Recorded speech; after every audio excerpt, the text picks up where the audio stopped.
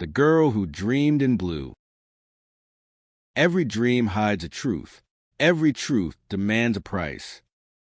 By Adeline Pierce. Copyright 2025 Adeline Pierce. All rights reserved. Prologue. The room was blue, not the soft blue of morning skies, but the kind that swallowed sound, the shade of bruises in deep water. Dr. Clara Wren stood before the two-way mirror, her reflection fragmented by the light above the glass. Beyond the mirror, the patient sat perfectly still in the observation chair. A girl, maybe 20, thin as a secret, holding a paintbrush. On the easel in front of her, a new image was forming. A woman lying face down in a bathtub, dark hair fanning in the water. The strokes were deliberate, tender almost, like someone painting a memory they wish they could forget. Clara's heart thudded in that familiar rhythm of dread and fascination. She pressed the intercom. "Emily," she said softly, "do you remember what this painting means?" The girl's brush froze midair. After a long silence, she replied in a whisper, "It's the woman who dreams of drowning. She always dreams in blue." The lights flickered. The temperature dropped. Clara felt her breath catch, the kind of instinctive reaction that the mind tries to rationalize but the body refuses to ignore. When she looked again, the girl's eyes were fixed on the glass. On her, not her reflection. And then she smiled.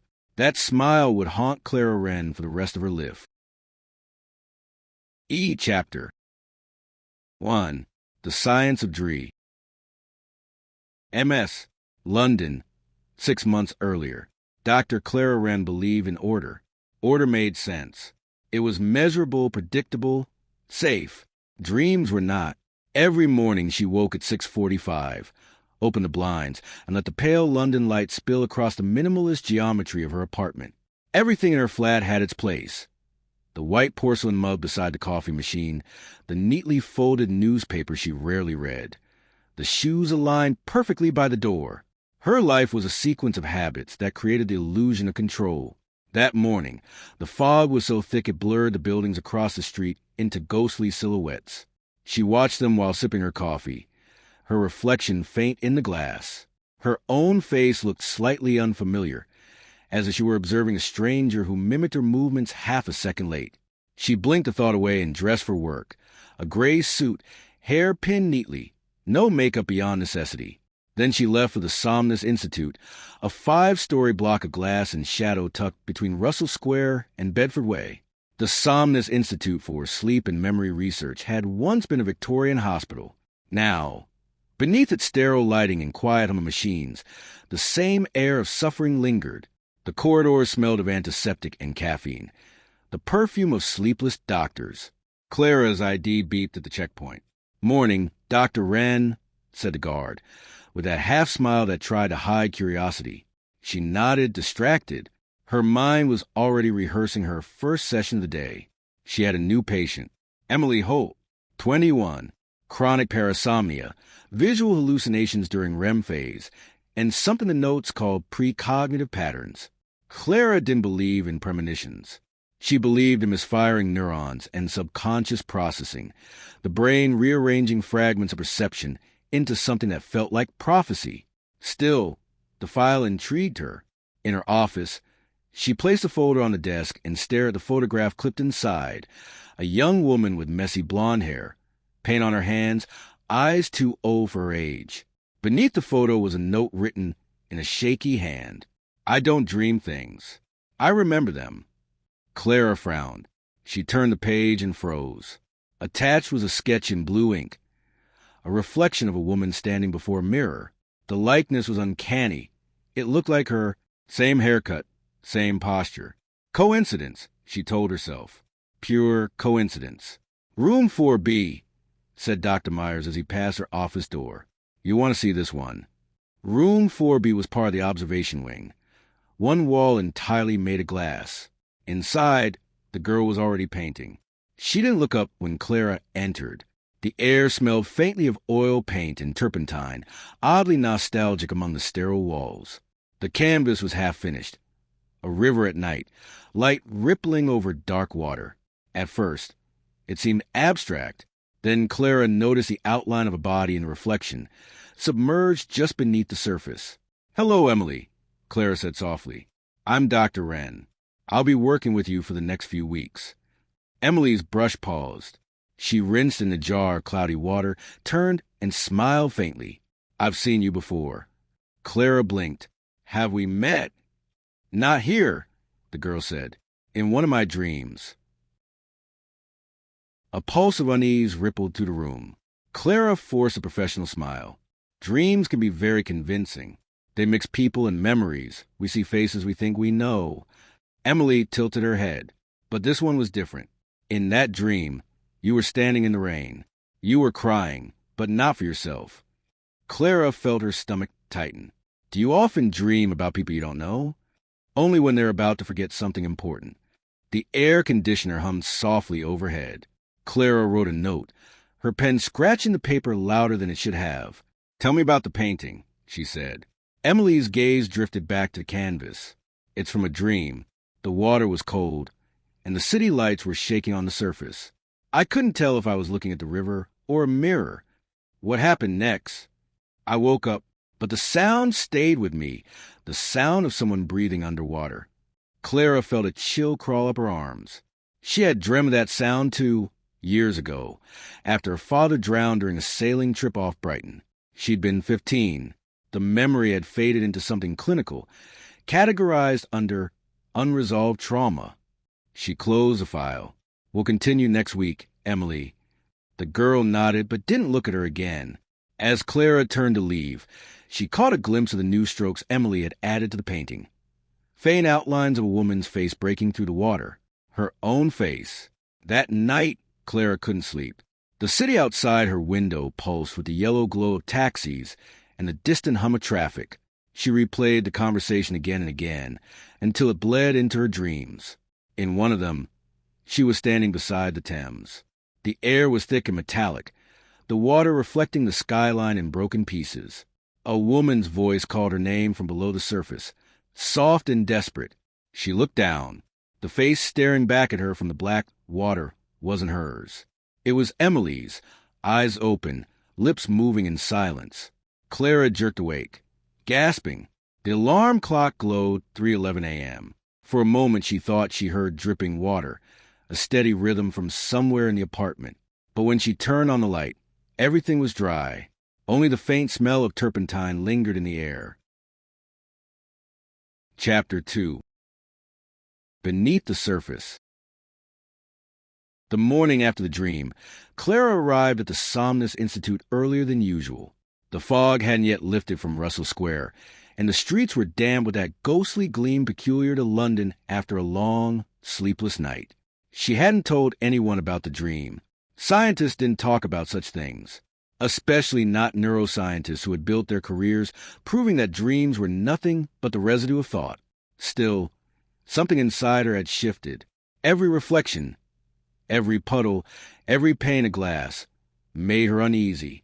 She crossed the lobby, greeted no one, and went straight to her office. The first thing she did was pull up Emily Holt's medical data on her terminal.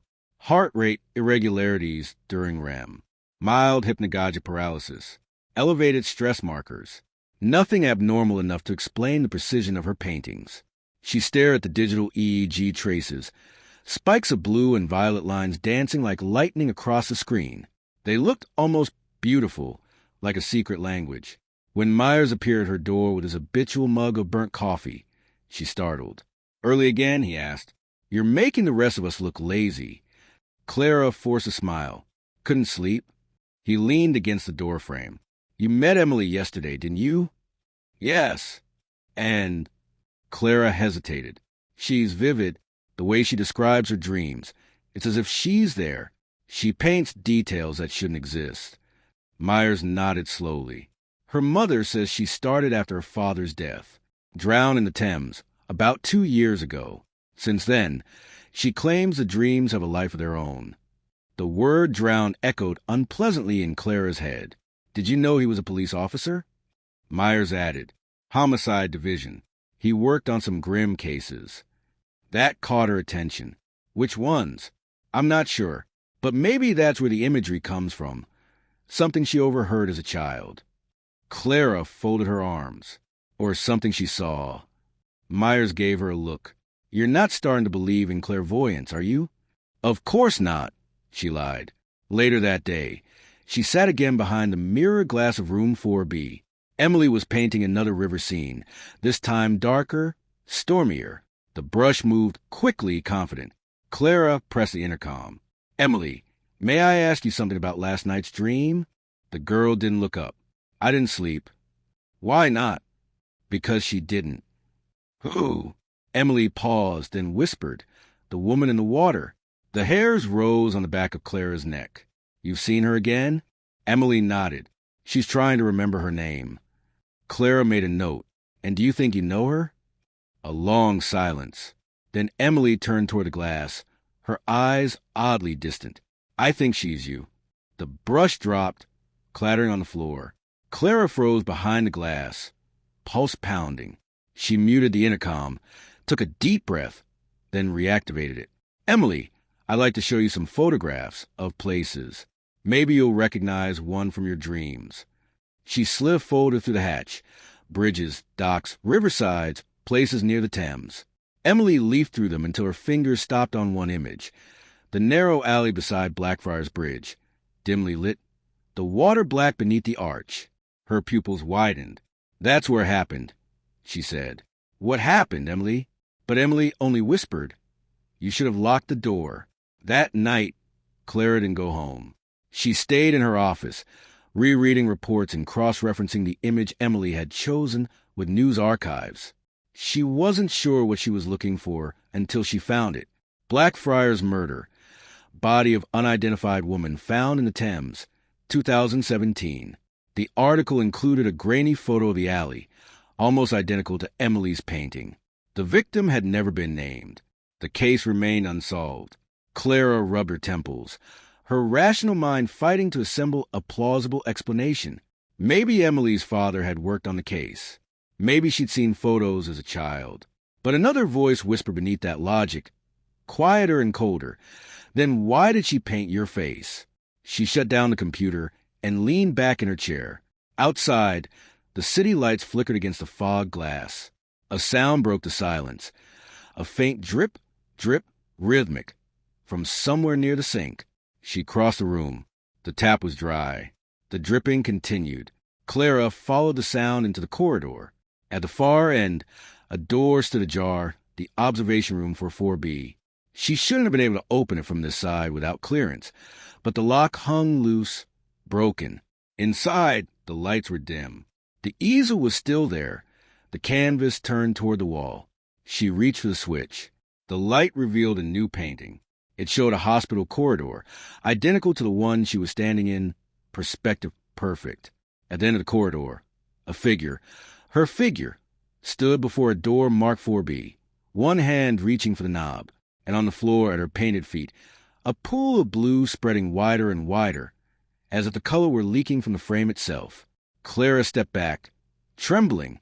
The door behind her slammed shut with a metallic echo that made her heart leap. She turned, but no one was there.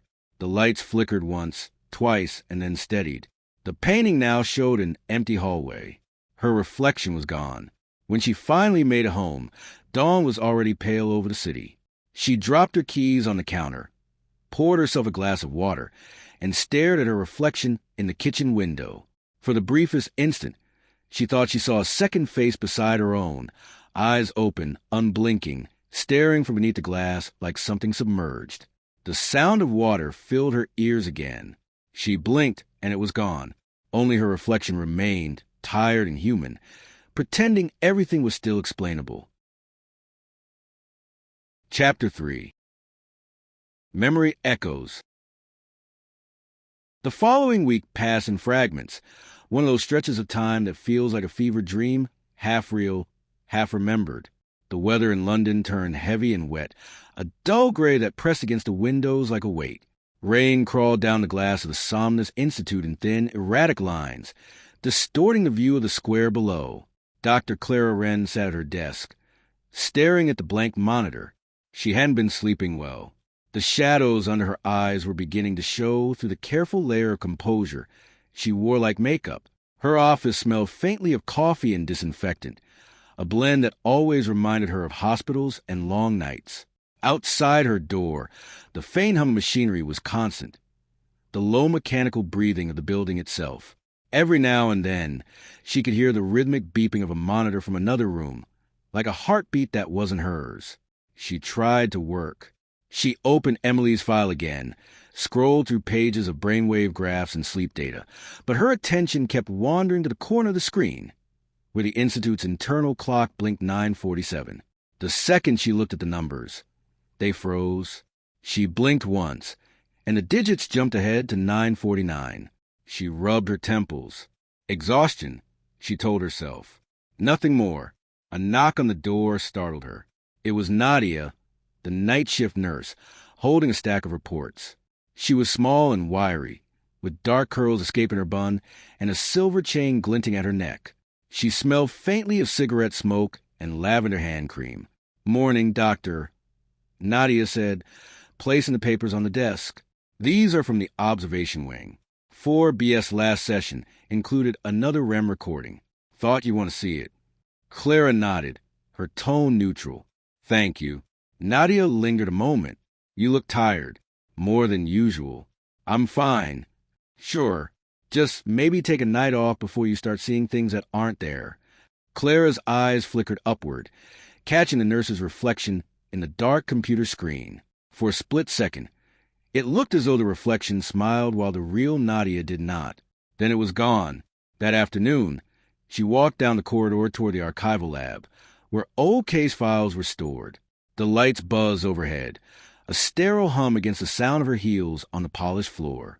The air was colder here, thick with the chemical scent of paper and ozone. She passed a cleaner pushing a trolley, an elderly man with white hair and distant eyes. His badge read A. Wilkes. He nodded as she passed, but his gaze lingered strangely, as if he recognized her from somewhere else. The archives were kept behind a heavy glass door that opened with a card scan. Inside, the fluorescent lights flickered in long pulses. Metal shelves stretched wall to wall, filled with neatly labeled boxes. Dust hung in the air like pale smoke. She found the shelf marked Holt, E, Case Initiation 2019, and began pulling out folders. One was thin and recent.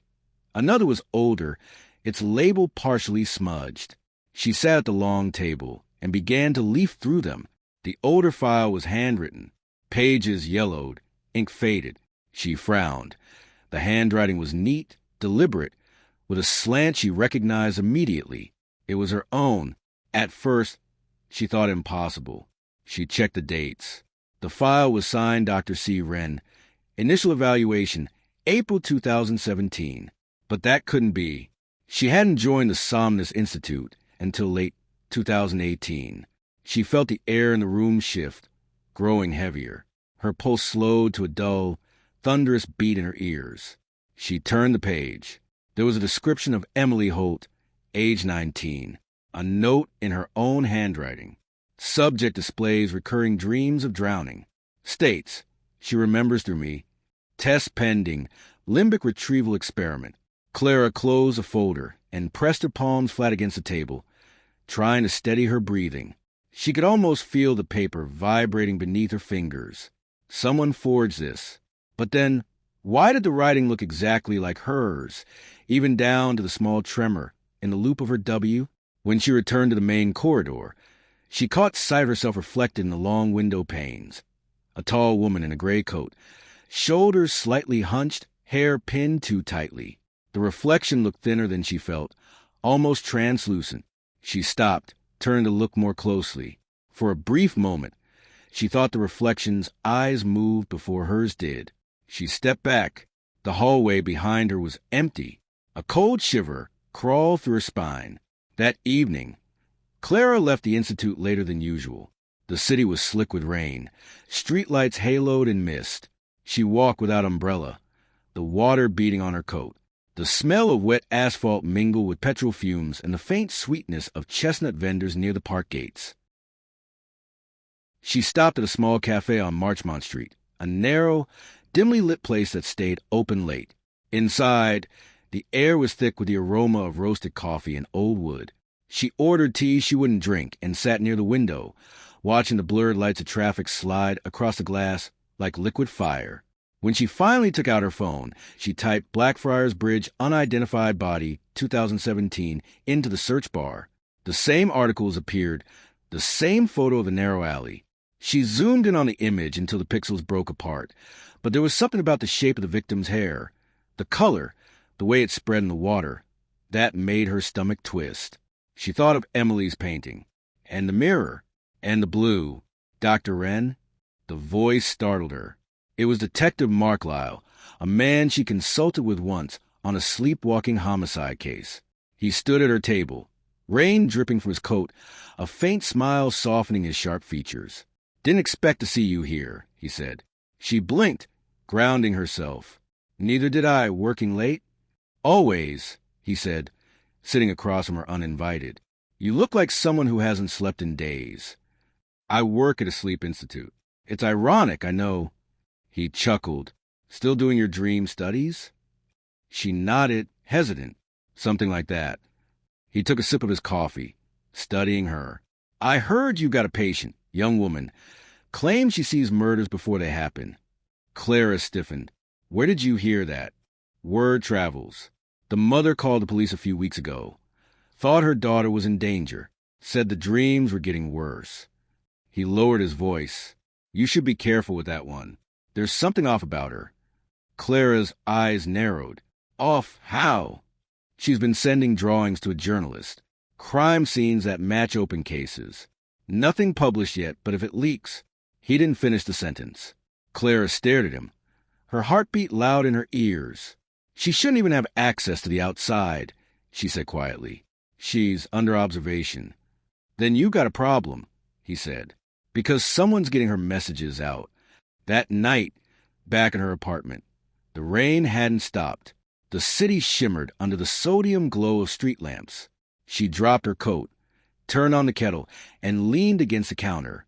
The radio played softly in the background, a static-laced news broadcast.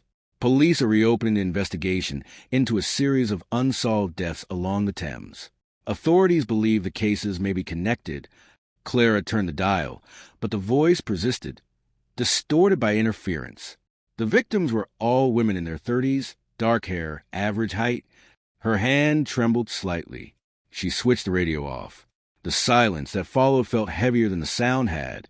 She moved toward the mirror above the sink. Her reflection stared back, pale and tired. There was a drop of water on the glass, sliding down like a tear. She wiped it away. Behind her, faintly, the sound of dripping water started again. From nowhere, from everywhere. She turned. The kitchen was dry, but on the counter, where she'd left the cup, there was a thin trail of blue paint. Clara stepped closer, heart racing. The streak was fresh, glistening under the light. She reached out, touched it with a fingertip. The pigment smeared across her skin, cold, metallic, impossibly real.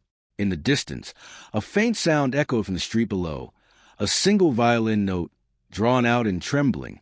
She stood frozen, the paint drying slowly on her fingers, the city beyond her window blurred by rain and fear. Chapter 4. The Vanishing Record. The rain didn't stop for 3 days. London sank beneath it like a city trying to forget itself. The streets were mirrors, buses hissing through puddles, lamplight smearing across wet asphalt.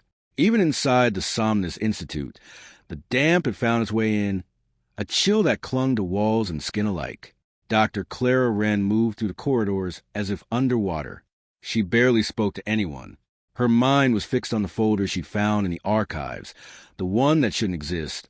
Her own handwriting dated a year before she ever worked there. Every time she thought about it, her scalp tingled, a faint electric hum at the base of her skull. Memory and imagination began to blur, until she wasn't sure which was which. In her office, the fluorescent lights buzzed with an irregular pulse. She opened her laptop and logged into the Institute's internal database. Patient Holt, Emily. Origin file 2017. No results. She tried again. Nothing. The system beeped softly, displaying a notice. Record archive under restricted access. Authorization required. Level 4 clearance. Her clearance was level 3. She frowned.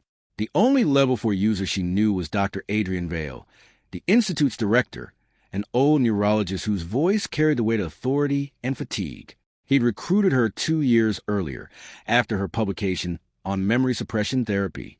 Clara hesitated only a moment before leaving her office. The director's floor smelled faintly of dust and stale coffee. The door to Vale's office was slightly ajar, and she heard the rhythmic clicking of a keyboard inside. "Come in," he said without turning, as though he'd known she was there all along. The office was large, lined with shelves of journals and framed degrees. The only personal item was a sepia photograph of a woman in a white coat, smiling beside a hospital bed. Vale's wife, long dead. Clara stood near the desk, suddenly aware of how her hands trembled. "Dr. Vale, I need access to an old file," she began. "Emily Holt, 2017. The system says it's restricted." Vale looked up slowly. His eyes were pale gray, washed out like the sky outside. "Why?" "I believe it's a duplicate entry. It contains my name as evaluator, which is impossible." For a moment, neither of them spoke.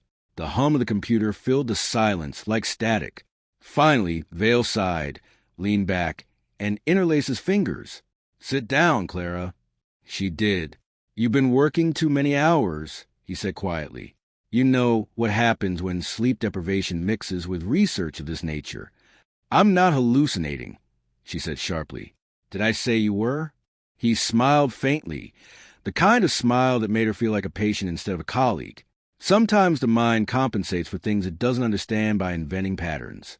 "You spent months studying dreams, transference, false memory encoding." "There's nothing false about this," she interrupted. "I've seen my handwriting, my signature." Vale's gaze sharpened. "Your signature can be replicated. Or perhaps you've seen it before, in another context. You were involved in experimental protocols before you joined us, were you not?" She hesitated.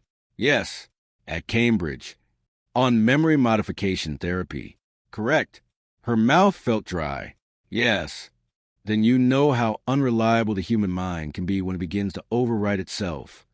He turned his screen toward her. On it, a login prompt glowed faintly.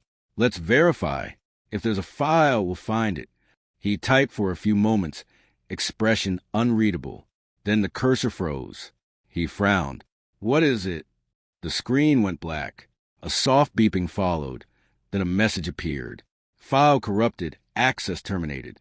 Vale muttered under his breath and leaned back. "It's gone," he said simply. "Gone. Erased. It happens sometimes. Systems decay. Backups fail. You know this." But Clara saw something flicker in his expression. Not surprise, but recognition, as though he'd expected this. "Who deleted it?" she asked. "Does it matter?" "Yes," she said, standing. "It matters to me." He regarded her for a long moment, his face half in shadow. "Go home, Dr. Wren. Rest. You're starting to see ghosts in the machine." That night, Clara couldn't rest. The rain had turned the city into a chorus of dripping gutters and distant sirens. Her apartment felt too quiet, too exposed. The reflection of the streetlight on the window cut across her floor like a silver scar. She poured herself a glass of wine, sat on the edge of the bed, and stared at the blue smear still visible on her fingertip. She hadn't been able to wash it off completely. Her laptop lay open beside her, the screen glowing pale in the dark. She opened a new document and began to write notes, fragments, anything that would make sense of what was happening. Timeline of events. Initial patient meeting, 2023. Unauthorized file, dated 2017. Painting resembling Blackfriars crime scene. Blue pigment, unknown origin. Her fingers hesitated over the keyboard. Then she added, possible cross-memory contamination between subject and observer. She stared at the words until they blurred. She'd once written a paper about this phenomenon, how two minds in close emotional or sensory contact could begin to mirror each other's dream patterns. It was a theory only, dismissed by most of her peers. But now, her phone buzzed, breaking the silence. A message, no name attached, just a number she didn't recognize. It read, "Stop looking. The girl remembers for a reason." She froze. Outside, thunder rolled low over the city.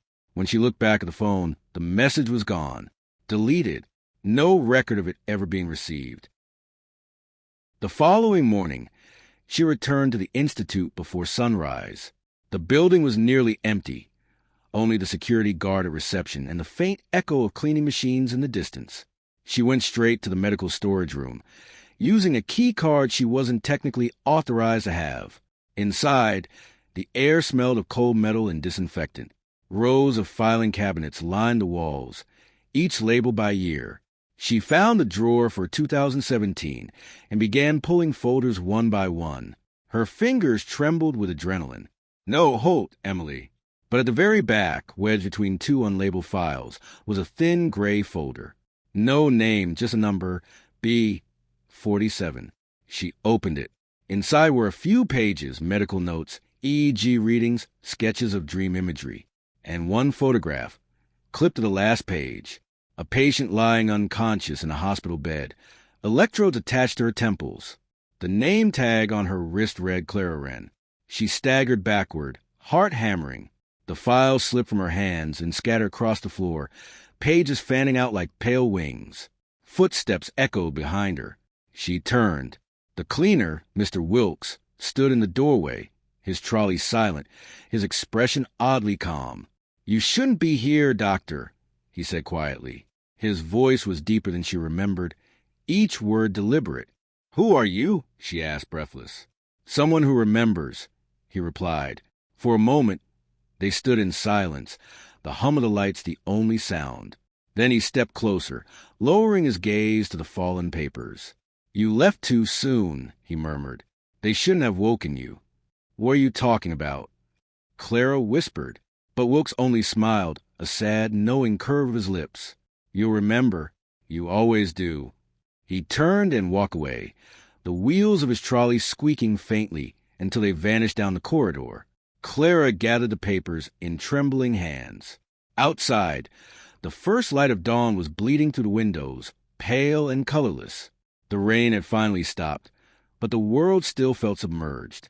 She looked once more at the photograph, her own sleeping face, surrounded by machines. In the corner of the print, barely visible, someone had written a date in blue ink. April 17th, 2017, the day the Blackfriars victim was found. Chapter 5. The Patient Zero. The photograph burned in her mind like an afterimage that refused to fade. No matter how many times Clara told herself it was impossible, her eyes kept returning to the tiny printed details. The outline of her wrist, the curve of her mouth, the faint scar along her collarbone. It was her. It had to be. The date written in blue ink. April 17th, 2017, whispered at the back of her skull like a pulse. She had been living in Cambridge that year, finishing her postdoctoral fellowship. She remembered every detail that spring. The lab, the sterile white walls, the trial on dream state memory suppression. But no, that wasn't right. There were gaps. Entire days she couldn't account for, excuses she had written in her old journal. Conference, research trip, illness. She thought she'd invented those to fill in silence. Now she wasn't sure. The image of her own body in that hospital bed flickered in her head whenever she blinked. The Somnus Institute was nearly empty that morning. A thin mist crept to the courtyard, and the air smelled faintly of wet stone and ozone. Clara walked quickly, avoiding conversation, her pulse an erratic drumbeat beneath her ribs. She went straight to her office, locked the door, and spread the gray folder across her desk. The notes were clinical, detached, yet the writing carried something personal, as if whoever had written them had known her thoughts before she'd even formed them. Subject CW displays temporal disorientation upon waking. Retains dream imagery consistency across observation cycles. Possible cross-link established with secondary subject EH. Cross-link. Her pen trembled as she circled the words. There was also a line of EEG data, scrawled beneath. Wave overlap, 78% synchronicity. She didn't understand how it was possible. 2017. She hadn't even met Emily then. Her laptop chimed softly, an incoming email from an unknown sender. The subject line was blank. The message contained only a file, record_47a.mov. Her finger hovered above the touchpad. Then she double-clicked. The video opened with static, then resolved into a shaky recording of a hospital room. Bright white lights, a woman lying motionless on a bed. Electrodes clung to her temples, and a respirator hissed softly in rhythm with her breathing. Clara's throat tightened as the camera moved closer. The woman in the bed had her face. Someone behind the camera spoke, a male voice, quiet and precise. Subject showing stable vitals. Induced REM maintained. Crosslink with patient hold confirmed. Increased stimulus by 0.2. There was a beep, and the woman's eyes fluttered open. She stared directly at the camera and whispered, "Don't let her wake." The screen went black. Clara pushed back from her desk, her chair scraping against the floor. Her heartbeat thudded against her ribs so hard she thought she might faint. By midday, she'd made up her mind. She couldn't stay in that office surrounded by ghosts and screens. She needed to confront Emily. When she entered the observation wing, the air felt different, heavier, charged with the same metallic tang that follows a thunderstorm. The light above room 4B flickered intermittently. The girl was waiting, sitting cross-legged on the chair, barefoot, her hands stained with blue paint. She looked up before Clara could speak. "You found it," Emily said softly. Clara froze. "Found what?"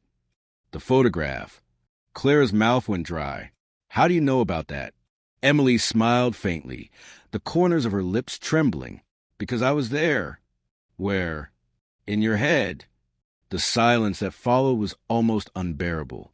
"You've been dreaming my dreams," Emily continued. "You see them because I remember them for you. That's why they chose us." "Who chose us?" Clara demanded, her voice sharper than she intended. Emily turned her gaze to the window. Outside, the rain had stopped, and sunlight fell across her face like shards of glass. "You already know," she whispered.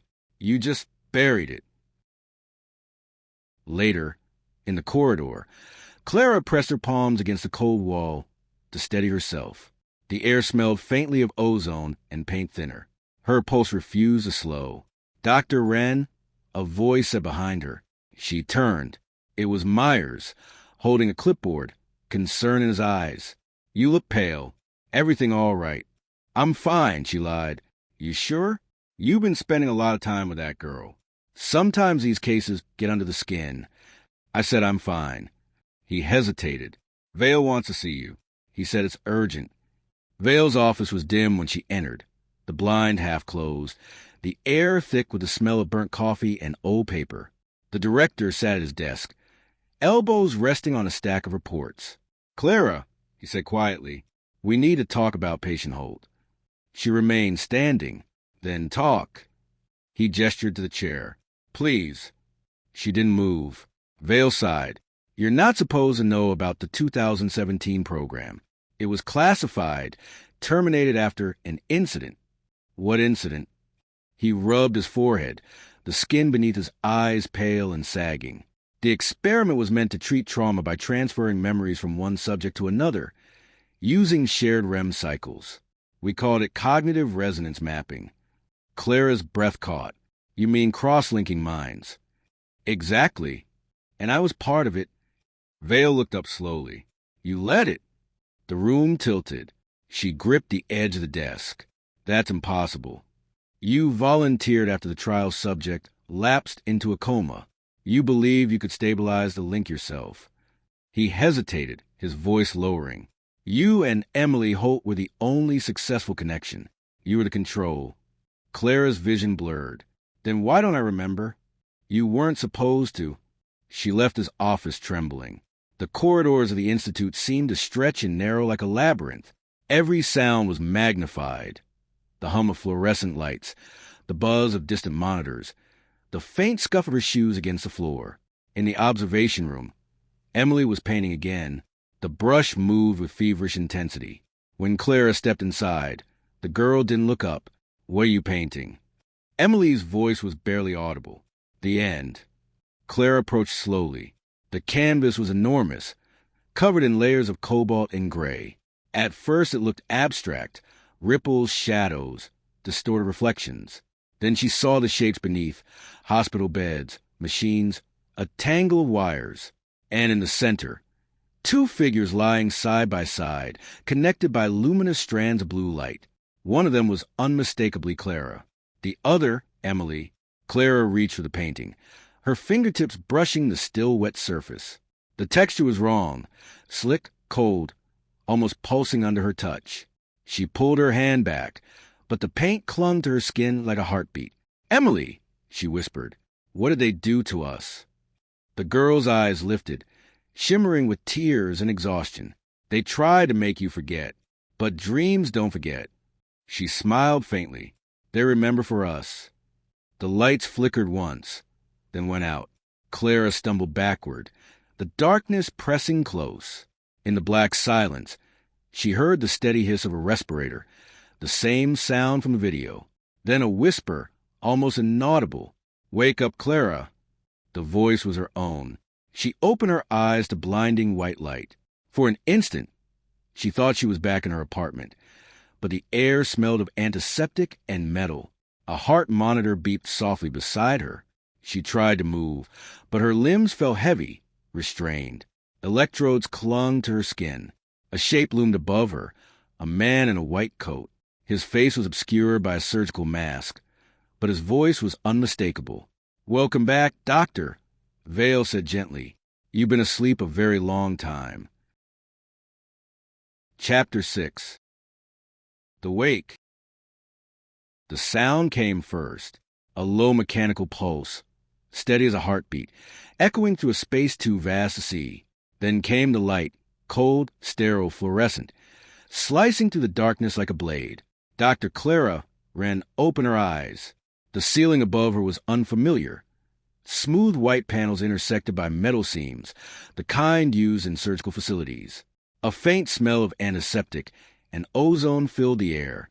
Her throat was dry, her tongue thick. When she tried to move, something resisted. Leather restraints held her wrists. Her pulse quickened. For a moment, she thought she was still dreaming, a lucid dream, vivid and unkind. But the pain in her wrists when she pulled against the straps felt too real. A shadow shifted beside her. The outline of a man took form. Dr. Adrian Vale, his gray eyes tired but alert. He wore no lab coat this time, only a dark sweater and gloves. "You shouldn't fight," he said calmly. "It'll only make the sedative wear off faster." "What is this?" Her voice came out cracked, almost unrecognizable. "Where am I?" "You're in recovery," he said. "It's still the Institute. You've been here before." "I was in my office." He shook his head. "You were never in your office, Clara." The sentence hit her like a physical blow. Vale adjusted a monitor beside the bed. Its display showed two parallel lines, EEG readings flickering in blue. "One of these," he said, tapping the screen, "is your brain activity. The other belongs to Emily Holt." Her chest tightened. "Emily, where is she?" "In the adjacent chamber." "Alive?" Vale paused for a fraction too long. "Stable." "Let me see her." "Not yet." He turned away, and the softness of the respirator filled the silence between them. "What did you do to me?" she whispered. Vale didn't answer. He busied himself with a clipboard, writing notes she couldn't see. "I saw the video," she said. "The experiment. The link." His hand froze mid-sentence. "Who sent it to you?" "I don't know. Maybe you." Vale exhaled slowly, like a man carrying a heavy truth. "You were right, about everything. Dreams aren't random. They're connective tissue, the brain's way of bridging what logic can't." He looked at her, his expression softening. "When you volunteered for the project, you said you wanted to heal trauma by reassigning memory. You believed if you could make one person dream another's pain, you could cure guilt itself." Her voice broke. "And what did we create instead?" "Echoes," he said simply. "Residual selves. You were the first to cross too far." Clara tried to sit up, but the restraints bit into her skin. Her head throbbed with a dull ache that pulsed behind her eyes. She closed them, focusing on her breathing. But even there in the darkness of her mind, Shapes began to move. A corridor. A door marked 4B. The faint smell of turpentine. Her heart pounded harder. "Stop," she whispered. Vale watched the monitors. "What do you see?" "Nothing. Clara." His tone was low, measured. "If you see her, you have to tell me." Her eyes snapped open. "Emily isn't real." "Neither are you," he said quietly. The words seemed to dissolve the room around her. She didn't remember falling asleep, yet when she opened her eyes again, she was somewhere else. The restraints were gone. She stood in a corridor washed in dim blue light. The walls were smooth, sterile, lined with metal doors, each marked with number. Her bare feet echoed faintly on the cold floor. The air smelled of salt water and disinfectant. At the far end, a door pulsed faintly with light. For B, she moved toward it, her breath shallow, her skin prickling with the static charge of a dream. When she pushed the door open, the room inside was identical to the observation chamber she remembered, the easel, the paint jars, the glass wall. But this time the chair was empty. A canvas stood in the center of the room. On it, half finished, was a portrait, not of Emily, not of the river, but of her. Her painted self stared back, eyes wide, mouth slightly open as if caught mid-breath. "Do you like it?" The voice came from behind her. Emily stood by the window, barefoot, wearing the same thin hospital gown she'd had in every dream. Her hair was damp, her skin luminous under the pale light. "I keep trying to finish it," Emily said, tilting her head. "But you move too much." Clara's throat tightened. "You're not real. This isn't real." "Maybe not," Emily said, "but I remember things you don't." "Like what?" "The room where they kept us. The night you stopped breathing. The way he cried when he thought you were gone." "Vale!" Emily nodded. "He wanted to save you. But when he woke you, he broke the bridge. Half of you stayed with me." The floor shifted beneath them. A vibration, subtle at first, then stronger. The light above flickered. Clara reached for the wall to steady herself. "What's happening?" "The link is collapsing," Emily said calmly. "You're waking up." "Then come with me." "I can't. I'm the part that dreams." The sound of the respirator grew louder, a mechanical breath echoing from somewhere above. The room began to fade, like a photograph dissolving in water. Emily stepped closer, her face inches away. Her eyes were bright, impossibly blue. "Remember this," she whispered. "They'll tell you it was an experiment. They'll tell you I was a subject. But you created me." The world fractured like glass. Clara's body jolted. She gasped, sitting upright. The restraints were gone. The monitors beside her bed screamed in alarm. Vale stood at the console, shouting orders to unseen assistants. "Sedate her." She tore the floor from her arm and stumbled off the bed. The floor was ice cold under her feet. Alarms wailed. Red lights flashed along the ceiling. Vale moved toward her, his expression a mask of panic and control. "Clara, stop. You'll kill both of you." "Both!" she shouted. "Or just the half you couldn't erase?" She pushed past him. The corridor outside awash in crimson light. The air smelled of ozone and blood. Somewhere in the distance, a voice called her name.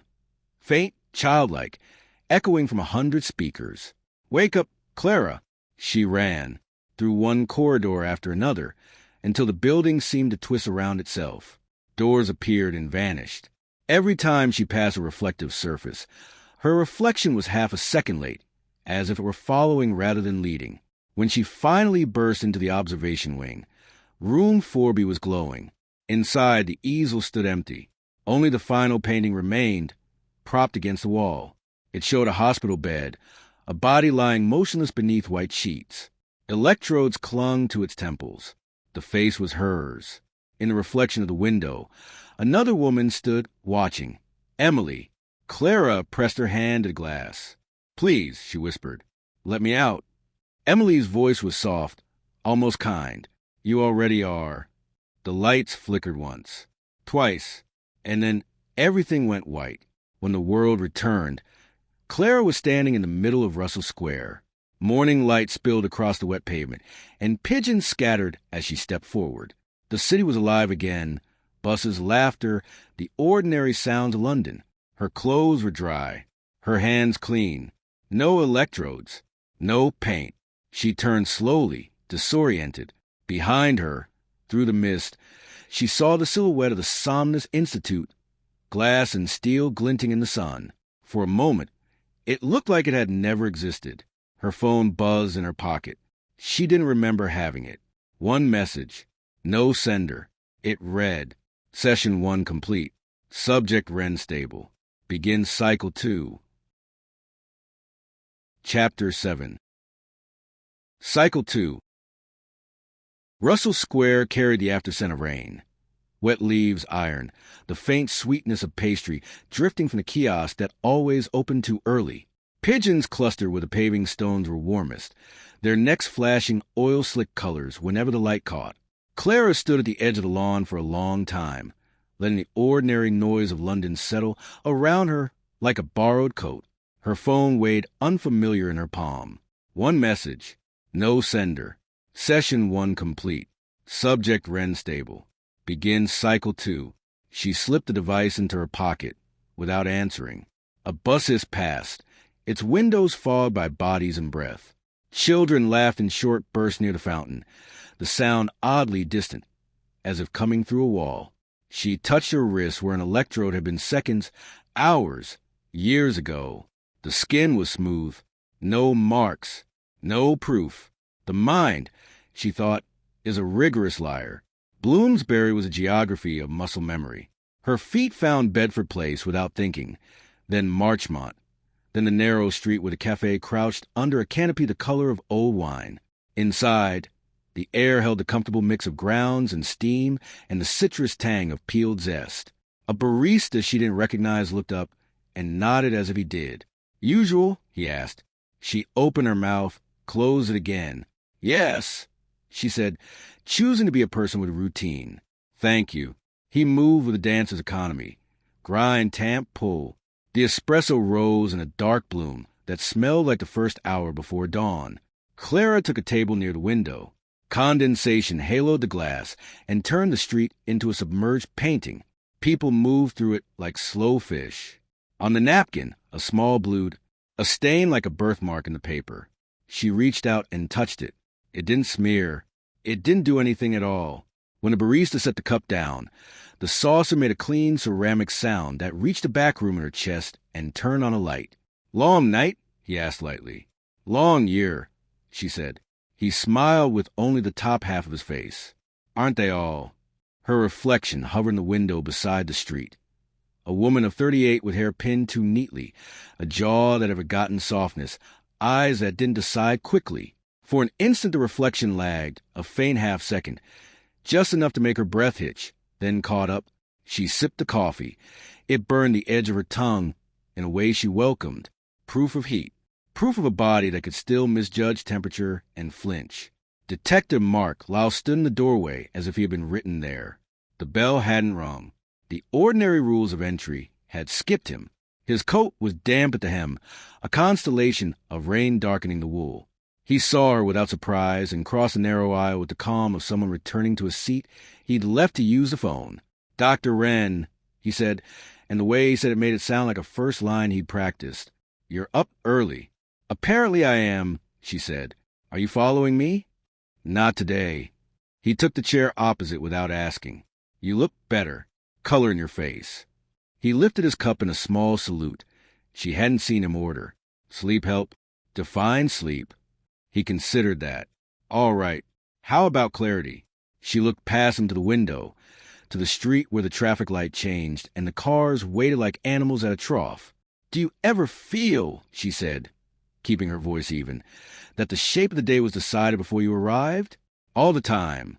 He leaned forward, forearms on the table. She could smell rain in his coat, the clean bite of it. Do you want to tell me what you found at the Institute? She let the question sit between them until it cooled. Do you want to tell me how you knew I'd be here? He smiled, not amused. Because you've been here before. His hands were steady, but the skin at his knuckles was raw, as if he'd scraped them on stone. He noticed her noticing and tucked them under the table. The unit's reopening a series, he said. Bodies pulled from the Thames between 2016 and 2018. I thought you might be able to. No, the word came out too fast. She softened it. I can't consult. Can or won't. Both. He nodded, like a man collecting refusals in a neat stack. If you change your mind. He slid a card across the table. The raised letters read Lyle, Metropolitan Police. The telephone number was familiar in the same way a hotel room number is familiar. You don't remember it until you're standing in a lobby with your suitcase. Her mouth tasted faintly of metal. When she touched the card, a smear of blue appeared along its edge, then vanished when she looked straight at it. Take care of yourself, doctor, he said, standing. Real sleep, if you can find it. I'll try. That's all any of us do. He left the way he had arrived, threaded through the domestic quiet of cups and plates, the doorway taking him like water takes a stone. After he left, she remained very still. The napkins blew. Waited patiently. Outside, a street cleaner moved past, pushing a cart with a single soft wheel that squeaked on the wet. The man's hair was white. His name tag read A. Wilkes. He didn't look in, but when he reached the corner, he stopped and turned his head half an inch, like someone listening through a wall. Clara walked out into a morning that had made up its mind to be bright. She didn't go to the Institute. The very thought of the glass lobby and its humming machines felt like a toothache. Instead, she let her feet take her crosswise, through lanes where the city narrowed, through that square of shops that smell of paper and dust, the second-hand book dealer whose windows wore tied lines of old sunlight. She moved like a person trying not to wake the animals in the hedges. Her building on Coptic Street had a front door that stuck in damp weather, and a stairwell that carried the scent of laundry and curry in braided threads. On the third floor, a shoe lay alone on a landing, child-sized, blue as a lake. Her keys found the lock before she did. The apartment was what it had been and also slightly not. A bowl on the table she didn't remember buying, a postcard of sea cliff tucked into the frame of the mirror, a plant thriving too well in filtered light. She stood in the doorway long enough to feel like a guest. Her refrigerator hummed in a frequency she could feel in her teeth. In the sink, a plate had dried cleanly, not a curl of soap left. She opened the cupboard where she kept mugs. Third from the left, a chip at the rim she had loved for its proof that things endure by breaking. On the kitchen table, a small parcel waited, brown paper, twine, no postmark. Her name in that precise clinical hand that always looked like it was tracing a line someone else had drawn. Dr. Clara Wren. She considered not opening it and then didn't. Inside, beneath tissue paper that smelled faintly of antiseptic, lay a single Polaroid, a hospital room, a bed, electrodes at the temples, a woman looking at the ceiling, as if there were words written there only she could read. The date stamped along the bottom margin, April 17th, 2017. Clara set the photograph on the table as if it could bruise. The paper under it darkened, a shallow tide of blue spreading outward and then withdrawing, leaving nothing behind. She touched the margin with one finger. Dry. The refrigerator hummed its patient note. Somewhere in the building someone laughed. A sudden burst like glass dropped into a sink. She carried the photograph to the mirror. Her face and the image shared the same light. She held them together until for a moment she could believe they were two frames from the same film. Then she lowered the picture and spoke aloud to the empty room to test the shape of the words in the air. I was the patient, she said. I am the patient. The radio on the counter clicked itself on with a soft, polite insistence. Static first, then a voice that had been sanded down by years of speaking into mornings. And in other news, Metropolitan Police are reviewing evidence in a series of cold cases along the Thames. Listeners may recall the Blackfriars case, where she turned the dial. The voice grew clearer, not quieter. Victims shared similar characteristics. Mid-30s, dark hair, average height, no immediate signs of struggle. Anyone with information. She unplugged the radio. For a second, the voice went on without power, riding inertia or will or memory. Then silence returned like a soft lid. The shower steamed the bathroom mirror until it became a moon. She stood there longer than the heat demanded, letting water write its quick riddles along her shoulders and disappear. When she reached the towel, a shape moved behind the fog glass where no shape should be. Her own, a half-second slow. She touched her left collarbone and found the small raised seam of a scar the photograph had shown her. She had no story for it. The scar did not care. Clothes helped. Jeans that remembered the curve of her. A black sweater that turned her into a silhouette. Walking helped more. The street let her borrow its narrative.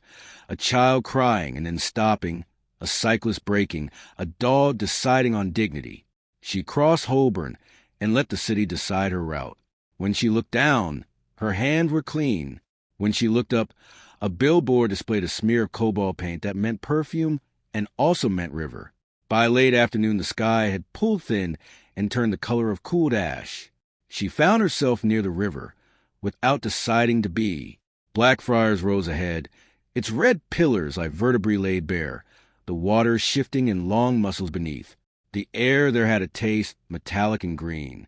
She leaned against the parapet and listened to the Thames speak, its endless one-syllable word. A man with a camera took photographs of a woman in a yellow coat who laughed the way people do when they want to persuade a moment to stay. A gull wheeled overhead with the concentration of a surgeon. Clara closed her eyes. The world behind the lids was blue. The water had a face. Not hers. Emily's. Mouth-shaping words that the river kept. When she opened her eyes again, a spray of cold caught her cheek like the hand of a friend who had never learned softness. Don't stay long. The voice arrived at her shoulder, careful. Hey! Wilkes, the street cleaner, the man from a hallway, and from another hallway. He stood an arm's length away, looking not at her but at the line where water meets wall. It remembers. What does? Clara asked. All of it, he said. The city, the blood, the names we toss in like coins. Who are you? She didn't mean it as a challenge. She meant it as a request a child might make at dusk. Someone who remembers, he might have said. Instead, he tipped his head a fraction, a bow to the river or to her, and moved on, his cart's single wheel writing a quiet sentence along the stones. Dusk took its time. Streetlights bloomed in patient succession, and with each bloom the world stepped half an inch further toward the other side of itself. Clara walked until her knees argued, and the blister in her right shoe persuaded. She turned toward home through streets that had learned to keep secrets. In the lobby, a parcel shelf waited with the humility of useful furniture. On it, a single envelope addressed to her with the economy of a person who dislikes flourish. No stamp, no return. She carried it upstairs and set it on the table beside the Polaroid. The paper was heavier than it looked. Inside, 3 items. The first, a key card, white, unmarked, the kind that opens doors that don't have handles. The second, a thin sheet of acetate printed with 2 EG lines marching like careful ants. The legend in the corner, Wren/Holt Synchronicity Index, 78%. The third, a handwritten note on the back of a torn requisition form. Cycle 2 requires consent. She laughed then, one short involuntary sound that tasted of iron. She wrote back on the same paper, because there was no one to send it to, I do not consent. She set the note beside the card. The apartment breathed. Pipes tapped in the walls like polite knuckles. Wind touched the sash and withdrew. She poured water into a glass and drank until cold lived in her sternum. When she set the glass down, a ring blossomed on the wood, a pale circle that would mean her for a while. The bedroom held night the way a museum holds shadows. She left the light on because that was what children do, and lay down knowing that sleep would come not because she had earned it, but because something wanted her. The ceiling had fine cracks that made a map no one had learned to read. She tried to name countries and lost them. Her eyes found the corner where the walls met and rested there, a creature waiting under a hedge. Between waking and sleep, there is a hallway. She stepped into it, without moving. The floor was the color of hospital light. The air had the warmth of a body remembered but absent. Doors lined the left-hand wall. Each bore a number, 2A, 3C, 10. None of them were hers until one was. 4B. She considered not opening it, and then did. The room beyond was empty of furniture, full of water. It stood at shoulder height, clear as glass, without a ripple. In it, suspended as if gravity were fur and she were a seed, floated a painting of a bathtub. The bath was porcelain, its lip thin and elegant. The water inside held a woman's hair like ink. The face beneath the surface was turned away, turned toward the floor of the tub, turned toward whatever comes after faces. Blue bled from the corners, delicate as veins. Clara reached toward the water and felt air. She reached toward the painting and felt cold. Somewhere machine side, a respirator keeping a promise. She said her name to prove that she still had one. When she woke, the room was dark except for the small rectangle of streetlight on the ceiling, moving when cars passed. Her phone lay on the nightstand, face down. She turned it and found a single notification, waiting with the patience of stone. Consent received. Proceed to intake. Below it, an address she knew as a taste. The Institute. Below that, a time. 3:11. She sat up. Her mouth was dry. The apartment watched her without blinking. She stood and dressed without turning on the light. The city on the other side of the glass had thinned to its bones. In the hallway, the shoe on the landing was gone. On the second floor, someone had propped open the fire door with a blue can of paint that hadn't been there before. On the first, a draft lifted a paper from the parcel shelf and let it fall. Outside, the air carried the river, green as old copper. She walked because walking is the only thing a person can do when a message arrives with no sender, and every door says 4B. The streets arranged themselves into a path as if relieved to be asked. The Institute rose ahead, all glass and doctrine. Her key card was warm in her hand. At the entrance, the security panel woke like an eye. She held the card against it. The light flashed blue, then green. The lock gave with the quiet of a man taking a breath before speaking. The lobby smelled of stone and lemon, and the ghost of electricity after rain. Somewhere beneath her the building exhaled. The elevators waited, their doors reflecting a thinner version of her. She pressed a button. The font on the panel had always been that font. When the car arrived, it opened like a mouth. Level R, the panel offered. Recovery, a word that means getting something back, and also means admitting you lost it. She pressed it and felt the floor begin. The cables sang their low, iron song. When the doors parted, the hallway beyond was empty and new. Light lay along the waxed floor in long parallel bones. At the end of the corridor, a door sat, without ornament. No handle, no window. A card reader watched with the indifference of machines that never learned irony. She lifted the card. The reader blinked once, twice, like someone resisting a yawn. Green, a seal released. Air change pressure. The door didn't open. The wall beside it did, a seam she would have sworn had not been there, pulling back on a sigh. A room, white, warm, the smell of antiseptic and salt and a note of turpentine, so faint it could have been imagined. At the center, 2 beds, the electrodes waiting like delicate spiders. Above them, 2 monitors, their lines asleep. On a table, a jar of blue pigment with its lid unscrewed half a turn, as if a hand had left in a hurry and promised a return. Clara stepped inside, and the door closed behind her with the sound of a book agreeing to be read again. "Begin cycle 2, said a voice she recognized as her own, through a wall, in a dream, underwater. She did not run. She did not speak. She looked at the empty bed and then at the other one and thought of Riverlight and a girl with paint on her hands and a man who had said, "Welcome back," as if it were a kindness. On the nearest monitor, the first blue line woke. Then the second. Outside, the city turned a page. Chapter 8. Intake. The room waited like a page unturned. 2 beds, 2 monitors, the jar of blue pigment with its lid unscrewed half a turn, as if someone had left mid-sentence. Clara stood between the beds for a long time without choosing. The air had that hospital warmth designed to flatter a cooling body into believing in comfort. Somewhere inside the walls, a machine breathed for something that didn't yet know it needed air. "Begin cycle 2, her own voice had said.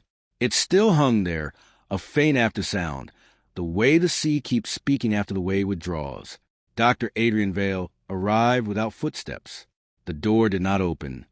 The room simply admitted him, as if it had been built to fold around his shape. He wore the same dark sweater, sleeves pushed to the elbow, veins made a tidy map along his forearms. He looked younger by an increment too small to name, as if a single tired night had been edited out his face. "You came," he said. "I received an invitation," she answered, "and a key." He glanced at the jar of pigment, then at the beds.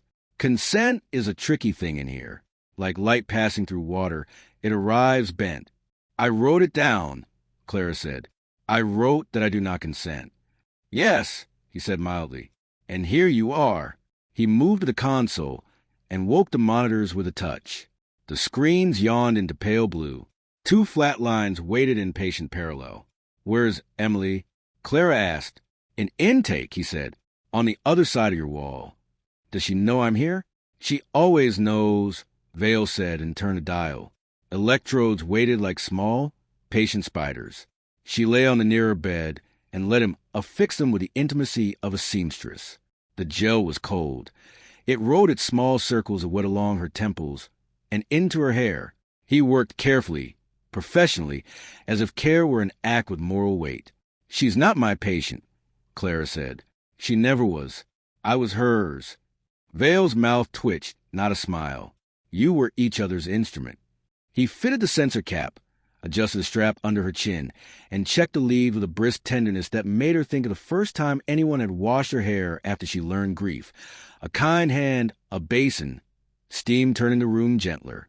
When he was done, he stepped back to the console, and the screens brightened one fractional shade of blue more alive. "Cycle 2 resumes the protocol we interrupted," he said. "Shorter periods, less deep dive, more guided recall." "And what do you want me to recall?" "Not want," he said inside. "Need." He touched the second bed with 2 fingers. "Emily will meet you in the overlap. That's where the pictures come from. That's where they always come from." "The pictures," Clara said, and looked at the jar of pigment. "Why blue?" "It behaves," he said. "It forgives mistakes." He dimmed the lights. The room fell into a soft dusk designed by committees, rending the darkest hour to a safer one. The monitors kept their steady paperless scratch. He lowered the head of her bed until it held her like a quiet mouth. A breath warmed the cage of her chest. "When you go," he said, "don't try to hold on to the room. That's how people drown." He reached for the syringe with its small, absolute mercy. She didn't watch the needle. She watched his face. The muscles at his jaw worked. Once, a tendon in his neck made a straight, brave line. "Will I come back?" she asked. "That depends," he said. "On what?" "On whether you find what you're owed." The sedative entered her vein like a name she had once loved and had since learned to fear. The ceiling peeled away one panel at a time, like pages turned by an unseen hand. The blue on the monitors pulsed in a rhythm too even to be human. And then, with a sigh the room had been saving, the world surrendered its edge. She fell sideways, the way a river falls into a wider river. The room went with her for a moment, the weight of the blanket, the cool of gel at her temples. And then it didn't. The floor under her feet became a hallway she knew, the color of hospital light and drowned paper. Numbers watched her from doors that hadn't been there before. 1F, 7D, 10. Each door considered her in the way a mirror does, without judgment, without consent, with infinite appetite. Forby waited where it always waited. Emily stood in the doorway barefoot, paint drying in crescents under her nails. The hospital gown hung from her like fog. Light lay along her collarbones like a blessing someone had withdrawn. "You took your time," Emily said. Her voice carried a lilt of fatigue and something else. Humor, perhaps, worn thin. Clara looked past her into the room. It was empty of furniture and full of scent. Turpentine, salt, the metal of rain before it falls. The canvas on the easel was blank, a white, so complete it felt like a claim. "I brought something," Clara said, though she carried nothing. Emily nodded, as if that were the correct answer. "We have to work fast," she said. "They've tightened the tide gates." "Who did?" "The same people who asked if you consented." Clara stepped inside, the white of the canvas pressed close, as if listening. "Tell me what you remember," she said. Emily's mouth traced a small, private smile. "It's not about what I remember. It's about what you refuse to." "Then show me."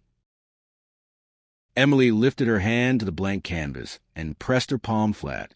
When she drew away, blue had bloomed there, a print like a field under winter sky. A line appeared on the page without brush or ink, a river rendered in a single long breath. Bridges rose and spined across it in delicate vertebrae. The city formed around the water, like a body around a throat. The picture looked wet and wasn't. Blackfriars, Clara said. Emily nodded. The canvas pulled closer. No. Clara stepped nearer. The distinctions did not matter here, and details sharpened the way frost sharpens a leaf's veins.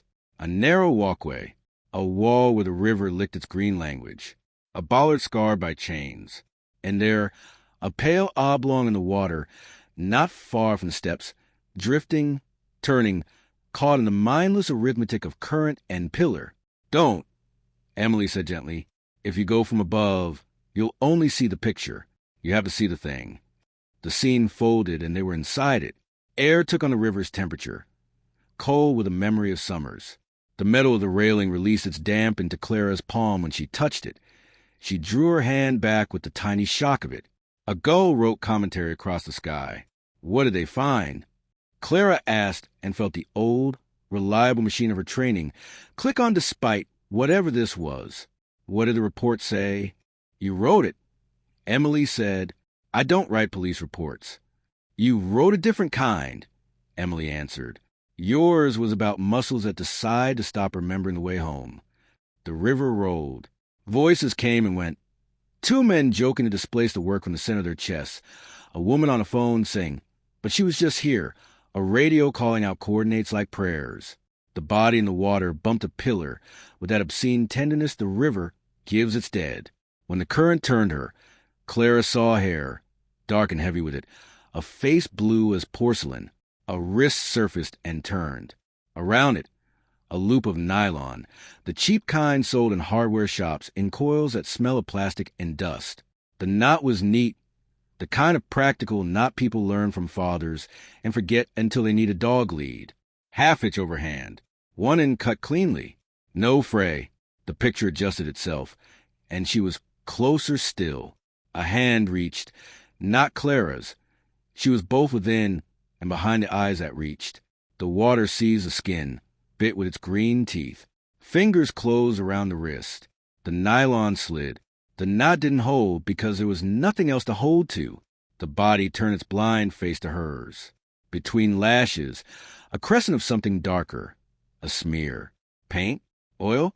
The water took it, thinned it. A trick of light suggested color. Look, Emily whispered. Clara looked, and the world stripped off a layer. Under the smear, on the inside of the wrist where bracelets live and hospital bands confess, a tiny constellation of punctures. For in a row, very close, a fifth slightly askew. Not needle marks, not insect, something with teeth very small, and a bite that took its time, a pattern that would have meant nothing if she hadn't seen it once before in a lab, when a junior tech got careless lowering a diatom slide into bath and scraped his hand along the cracked edge of the cover slip. Safety glass doesn't cut like that. Only the old kind does. Antique. Museum. School. Glass, Clara said. Not river. Before the river. Emily's eyes were very bright. You're remembering. Where? Clara asked. Where did she get cut? The canvas breathed. Walls rose around the river's wetness. Brick turning to plaster. Grime turning to the blonde dust of something once white and now too long uncleaned. The air changed. Less green. More chalk. A corridor appeared, narrow, institutional, lined with doors, classroom doors, with small wide windows and notice boards where time had tacked its losing argument. A smell walked toward them from the far end. Turpentine, old varnish, a sweetness like illness. On the nearest door, a metal tag hung loose at one nail. Lettering ghosted where a label had been peeled away. Near the baseboard, a smear of blue where someone had leaned a canvas in a hurry and didn't lift it cleanly enough. School, Clara said. Emily shook her head. Not anymore. The corridor turned a half-degree. It was the same corridor that lived behind Clara's eyes when she thought of 4B, but older, dirt under the paint. A sign on the wall wore dust as fine as pollen. Somnus Institute. Auxiliary wing, it said, and below that, former St. Bridget Girls' School. The letters had the injured dignity of things that expect to be read and aren't. A cleaner move at the far end. A trolley steady. A single wheel making its small confession. Hey! Wilkes glanced up, the mild gaze of a man other people do not learn to see. He nodded and did not stop. This isn't a memory, Clara said. It's a plan. It's both, Emily said. That's what plans are. The memory of a future, with the edges still wet. They entered a room whose door wore no number. The light fell at a slant, as if it had been asked to leave and lingered. Tables with metal legs. Sinks stained with pigments. Jars with lids not quite clean. A rack for drying canvases that had forgotten what they had been asked to hold. On the nearest table, a sheet of glass with one corner starred where a weight had been set down too hard and removed. A thin runnel of blood had once dried along the edge and been wiped with a cloth that left its parallel strokes. The cloth lay under the sink, caught on a pipe, blue still in its threads. A bracelet sat beside the glass.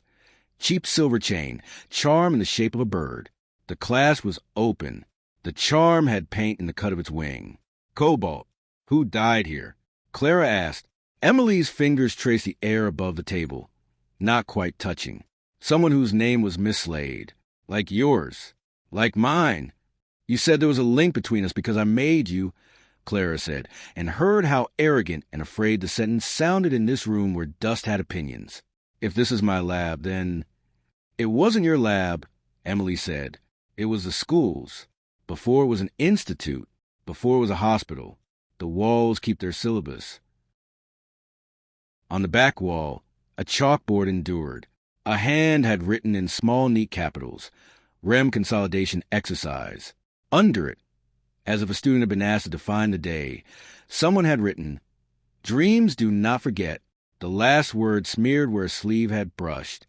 A fingerprint lay in the smear. It could have been anyone's until you noticed a scar along the loop of the whorl, a thin raised line like a seam. Clara touched her own finger, found the same old cut, a childhood kitchen, a glass she'd dropped and caught. Memory presented its small show. The room watched with professional interest. Footsteps entered the corridor. 2 sets, one brisk, one reluctant. Vale's voice reached them in its careful register. We'll keep it quiet, he was saying. There's no need to panic donors or trustees. Another voice, low and anxious. Myers. She's not stable enough. If the patient's link is already at 78. Let me decide what is enough, Vale said, and the kindness went out his tone like breath out of a lung. The Blackfriars unit is stirring.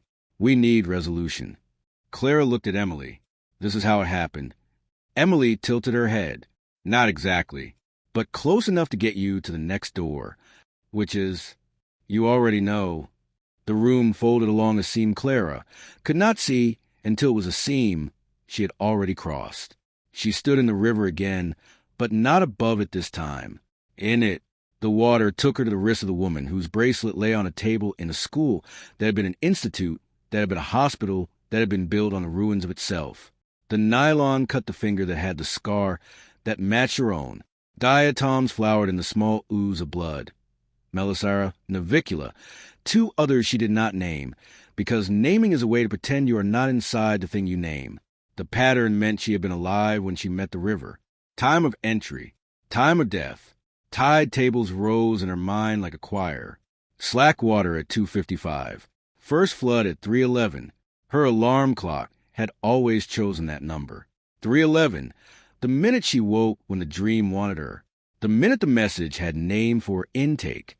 The river counted in the same language the Institute used on its panels. This was what she had done with her life. Taught different machines to speak to each other, and then been surprised when they answered. What's a forensic piece? She asked softly, and tasted copper as if she were speaking around a coin. Emily's eyes held her as one holds a picture to a window. You're asking the right question. Algae, Clara said. Glass. Not. Bracelet. Paint. What doesn't belong? Belonging's a trap, Emily said. Ask what arrived after. Clara closed her eyes and let the river move through her rather than the other way. When she opened them, the body's hair carried a filament that had not been there in the room. A thread translucent as ice, shining where the river tried and failed to own it. Fishing line. Monofilament, very fine, the kind sold in spools to men who wake before birds. It lay along the hair like a signature. It had caught on a small chip of metal near the steps when the current turned. The chip had the shape of a letter, B. The paint worn off the edge showed a layer of older paint beneath. White, then black, then white again. The letter had once belonged to a sign. A sign had once belonged to a door. A door had once had a number. Numbers tell you where you are if you listen. B12, Clara said, without knowing why she knew.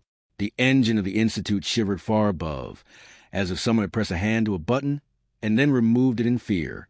Emily's breath left her in a sound that was almost a laugh. "You're very late," she said. "Late for what?"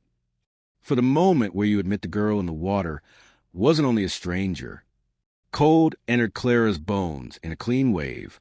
The scene loosened, not to release her, but to admit more. The hair turned. The face rose. For a second it was her. For a second it was Emily. For a second it was the woman on the Polaroid, the one who looked at the ceiling as if reading. Then it settled into a third truth. Someone she almost recognized. A student from a photograph and a plaque the Institute never dusted. A girl outside the St. Bridget gates, holding a violin case with both hands and laughing so hard her mouth forgot to be pretty. "Name," Clara said, and the room supplied it, not in words, but in the certainty of a core resolving. Mara Keene, 27, former art teacher's assistant, part-time cleaner, occasional model for the Foundation's donor brochures when they needed a human shape to make a laboratory look like hope.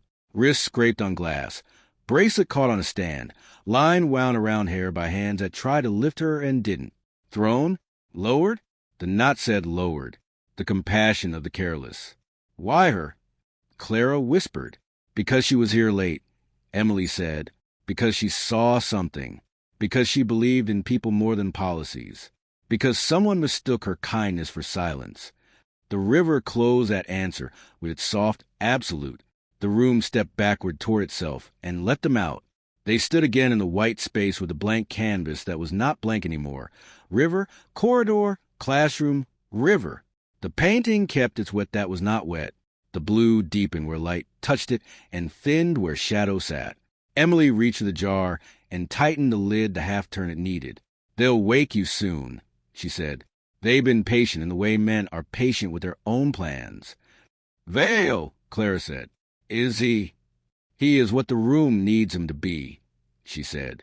"That's the worst thing about him. And the best." "Will he hurt you?" Emily looked amused and tired in equal measure. "He already did. He already didn't. Can you come with me this time?" "I'm the part that dreams," Emily repeated. And then, gentle because it needed to be said gently, "You made me for that." The door of the room had it open a fraction. A smell from the waking world came in. Lemon, ozone, the warm neutral human of Vale's skin. The monitor's lines grew more eager. "What do I take?" Clara asked quickly. "What piece stays when the water drains?" Emily reached for Clara's right hand and turned it palm up, as if reading what a fortune teller reads and a surgeon obeys. With her left thumb, she traced each pad of each finger in a slow sequence, then pressed the center of the palm and left a print no pigment made. The touch moved into the tendons and sat there like a name. "Not the picture," Emily said. "The sequence. Not glass, bracelet, line, letter. B12. If you forget the order, the river will reorder you." "B12," Clara said again, and felt the number lodge against bone. "And this," Emily added, "the water you remember is not the water that remembers you." The door swung wider. Light took the room with the soft authority of anesthetic wearing thin. "Wake up, Clara," Emily said. "Come with me," Clara said again, though she knew. "I already am," Emily said simply. The room blinked. The monitor's blue lines learned impatience. The adhesive on Clara's temples itched. Gravity woke in her blood. Clara's eyes opened to Vale's face a hand's breadth away. The lights were too bright. The air tried to be kind to lungs that didn't trust it yet. "Easy," Vale said. "Easy." Her mouth was dry. She swallowed and winced when her throat remembered the tube that had not been there and was. She touched her wrist and found it unmarked, found it tender. "What did you see?" Vale asked, already writing with his neat, exacting pen. An art room, she said. Auxiliary wing. Former St. Bridget. Old glass. Blood wiped with a cloth that left parallel strokes. A bracelet with a bird charm. Cobalt in the cut. Monofilament in the hair after the fact. Lowered, not thrown. The river did only its job. Vale's eyes sharpened to points. And the letter? B and the number 12. He was very still a moment, as if stillness might keep a thing from being true. B12, he said carefully, tasting it. You know it, Clara said. I know a lot of things I wish I didn't. He stood, moved to the wall phone, pressed a code with the economy of a habit that had worn itself smooth. Myers, he said when someone answered. Check the old storage index for St. Bridget. Painting racks. See if any inventory tags read B12. Yes. Wake Wilkes if you have to. Clara closed her eyes. River sound rinsed inside of her head and went away, leaving its mineral.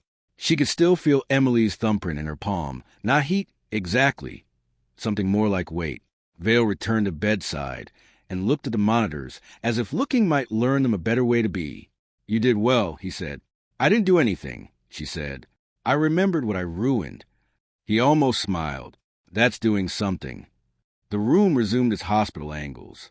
The jar of pigment sat with its lid properly tightened. The sheets made their silent agreements with corners. When the door opened this time, it opened like a door. Air pressure changed. Hinges opined, light adjusted. Myers stood there, hair not yet committed to the day. A clipboard he would have sworn was his shield, but was not. Sir, he said to Vale, not to her. Wilkes says the old art racks use a bin system. Letters for rows. Numbers for slots. They scrapped them when the Institute took over because the floor was uneven, but he kept the tag board. Said he uses it to level the trolley when the wheel shakes. He's got B12 in the cupboard under the service sink. Bring it, Vale said. Wilkes arrived before Myers could fetch him. He wheeled his cart in, the usefulness of it threatening to turn into ceremony. The tag board lay on the lower shelf, a rectangle of old white plastic with a corner starred, the letter B embossed, and a number 12 stamped in red that had faded through pink into a ghost. The board's edge bore the same tiny sawbite marks that live in things schools buy when bidders cut corners and call it economy. Been holding doors open 20 years, Wilkes said mildly. Figured it could do one more job. Vale took the tag in his hand, as if it could break, and as if it had broken so long ago it deserved gentleness. He looked at Clara, not at the tag. This is the piece I was missing, he said. Not the why, the where. Where? She asked. He turned the tag over. On the back, a fingerprint in faint dry blue, a smudge in the shape of a comma. Someone had once pressed it with paint-wet hands and hung it and forgotten that hands leave arguments future hands can resolve. Vale held it toward the light, along the narrow margin, in pencil, almost gone. SB/Annex Rack B Slot 12, TUB. Tub, Clara said, and the room repeated the word the way a ravine repeats thunder. Vale's mouth became a line. We close the corridor, he told Myers. We bring in forensics. We treat the annex as a scene, not a relic. Myers glanced at Clara, at the electrodes, at the blue line waking and lying down again. And Dr. Wren? Vale didn't answer right away. His eyes had the remote focus of a man doing math with more variables in hands. When he spoke, it was to the room. We keep cycle too short. She's giving us the geography. That's all we need from her. Clara watched the blue line steady. Two pulses trying not to rhyme. It's not all you need, she said quietly. It's just all you can take. Vale looked at her the way one looks at a painting that either is genius or is a mistake, and it is too soon to know which. He set the tag on the console. The letter faced up. The number faced her. B12 regarded her without blinking. Rest, he said. She closed her eyes because he told her to, and because Emily had, and because the river had, and because sometimes the only way to keep from drowning is to decide to float. Outside, deep in the building's old bones, men who loved procedures unrolled tape across a threshold and told each other the past would obey. In the annex that had once been a classroom, dust considered its options. Under the service sink, a cloth dreamed its blue back into water. Along the Thames, a gull wrote a perfect parenthesis into the dusk and closed it. When Clara slept, she did not fall. She lay on the surface like a coin on a palm and waited to be spent. In her right hand, the print Emily had given her cooled until it felt like a choice. Chapter 9. The Annex. Dawn arrived as a diluted bruise along the edges of the blinds, more suggestion than light. The recovery room held its breath in the interval before nurses changed hands with other nurses, and machines remembered to blink. Clara surfaced into that hour the way a diver finds a ceiling with her palms. Carefully, refusing panic, surprised to discover she's back where air is. The electrodes were gone. A small crescent of gel remained at her hairline, cool as old mint. Vale had left at some point. A cup's ring drying to faint gloss on the console. The tag lay where he'd set it. B12, a white rectangle that had learned to be an omen. When the door opened, the smell of the building came with it. Limon floors, warm circuitry, wet wool from coats that had seen rain and would see it again before lunch. Myers slipped in, hair damp. Clipboard hugged to his chest like contrition. "They're ready downstairs," he said. "Annex." Clara swung her legs over the side of the bed. Her body performed a quick inventory. Knees faithful, calves a little spiteful, hands steady enough for surgery she would no longer be allowed to perform. She stood. The floor carried a very fine vibration to the soles of her feet, as if somewhere deep the building had a purr. "Dr. Vale wants you to observe," Myers added, already half sorry. "Just observe." "I'll try," she said, and meant in the way a person means, "I won't lie if you ask the wrong questions." They walked the corridor that had been her particular river, the light making long bone shadows. The air always exactly a degree warmer than outside. In the lift, the panel offered the levels like a litany. R for recovery, O for observation, A for annex. The button circle lit with a small decision. The car descended with the polite gravity of something taught to behave. The annex corridor had kept its school under the paint. The floors remembered girls' shoes. The walls remembered hands tracing routes between periods. The air, slow and chalky, remembered seasons before air conditioning learned to declare weather obsolete. At the far end, yellow tape striping a doorway made its bright, cheerful threat. Forensics had arrived ahead and set their small, delicate siege. Evidence markers like petals, camera on tripod with a patient eye. Kits unrolled into theology. The room itself seemed to resent the intrusion. Dust lifted and settled in sulky punctuation. Jars clicked softly as if conferring. Vale stood near the sink speaking quietly with a woman in a navy jacket whose eyes did not waste movement. "Clara," he said without turning. "Sergeant Priya Anand, CSU lead." Anand offered a nod that managed to be both welcome and warning. "Doctor," she said, "I'm told you have context." "Fragments," Clara said. "They pretend to be more." "Fragments make mosaics," Anand said and gestured to the table. "Walk me through your fragments." Clara stepped into the room, each detail rising like a diver from silt as she named it. Sheet of glass, corner starred, pressure kink, dried blood wiped with cloth, parallel strokes, fiber likely cotton, institutional grade, bracelet, cheap chain, bird charm, pigment in the recess. The pigment is cobalt-based. Cobalt, Anand repeated, setting a marker by the glass. "We'll run a spectrum. Go on." "The cloth," Clara said, kneeling to look beneath the sink. It waited exactly where the dream had left it, hooked like an afterthought on a pipe. She didn't reach. Anand's small hand lifted in the clean choreography of scene etiquette, and a tech with Be Quiet steps slipped forward, swabbed, tweezed, bagged. The bag closed with a tone that always felt like a case, saying its inconvenient name aloud. "Bracelet," Anand asked. Wilkes, who had materialized with his trolley at the threshold and found a way to be indispensably inobtrusive, nodded toward a cupboard. Its paint layered, its hinge complaining. Inside, among spare jars and a stack of magazines surrendered by a dentist's office long ago, lay the chain, a bright, ordinary lie. The bird charm had collected someone's blue in the corner where wing meets body. The clasp was open, the ring pulled microscopically out of true. "Monofilament," Anand said, and it wasn't a question so much as a desire. She wanted the line. She wanted to be the sort of woman who noticed a thread. "Not here," Clara said. "In the river." It read as after, the river's grammar, not the room's. Anand's mouth softened by a millimeter. "You've done this before," she observed. "I've done other things too many times," Clara said.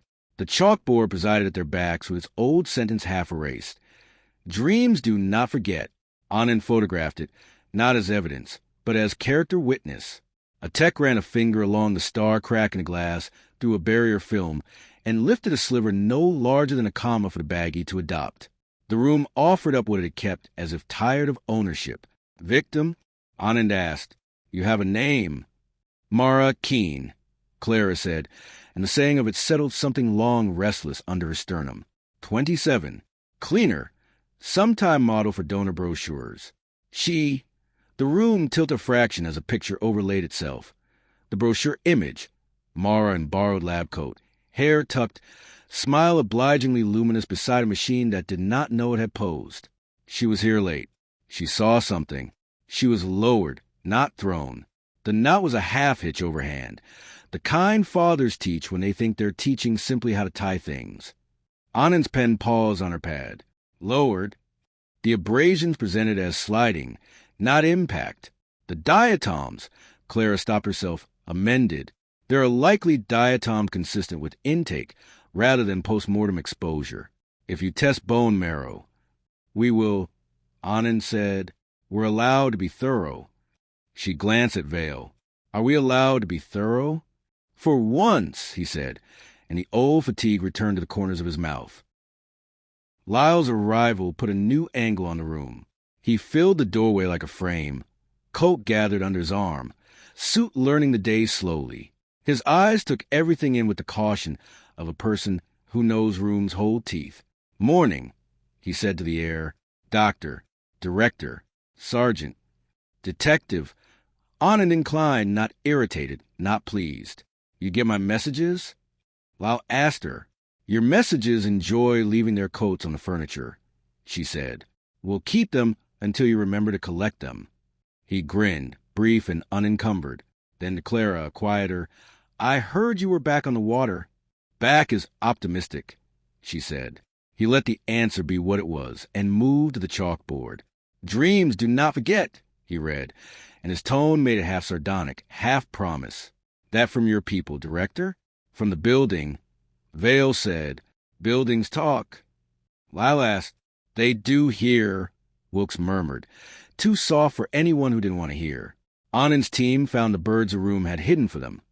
Tiny flecks under the drying rack, a hair caught in an old paint ring on the table, a trace of skin oil on the cupboard knob, a nick in the door frame at shoulder height consistent with something being maneuvered through sideways, haste without care. B12's tags at Sentinel on the console, grave as an index finger. Why B12? Lyle asked Clara when they drifted to the doorway's edge. Why not C3 or some other disaster? Because someone wanted to move the tub, she said, surprised by her own certainty. Or hide it. The racks were letters and numbers. It's a coordinate in a system. You only see if you can read both languages, where the school ends and the institute begins. And the tub, he said. Ceramic, she said. Enamel chipped along the lip. Thin, old. A school's not a hospital's. Built out last girls and failed. You get all that from a dream, he said, half wonder, half warning. I get all that from a room that kept poor records and better habits. He studied her face for the beat a trained man allows himself. You should eat, he said, and produced the kind of wrapped biscuit that only police have, stale as procedure and twice as reliable. She took it.